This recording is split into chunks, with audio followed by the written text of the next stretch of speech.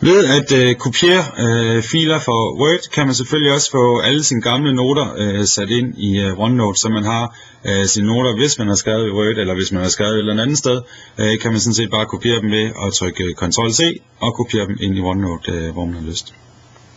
Nu går man så i gang med det her forsøg, og man begynder at skal til at udfylde det her skema, og det kan man sådan set gøre meget fint ved, at man kan jo bare dobbeltklikke hvor som helst i billedet, og vindingstal ved 200 vindinger, som vi har her, og det giver en spænding på 2 volt.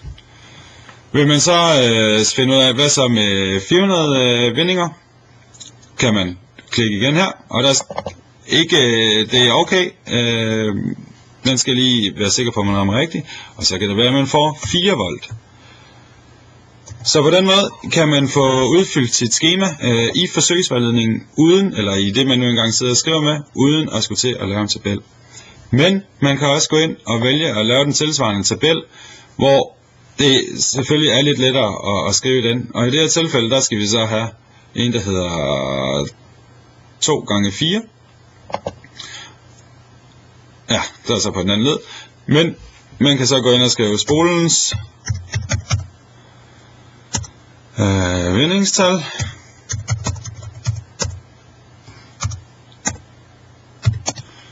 Og her kan vi få spænding.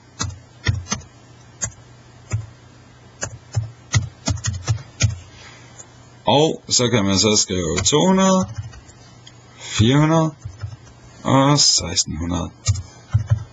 Og så kan man så begynde at udfylde skemaet, eller tabellen. Så på den måde kan man også indsætte tabeller i OneNote.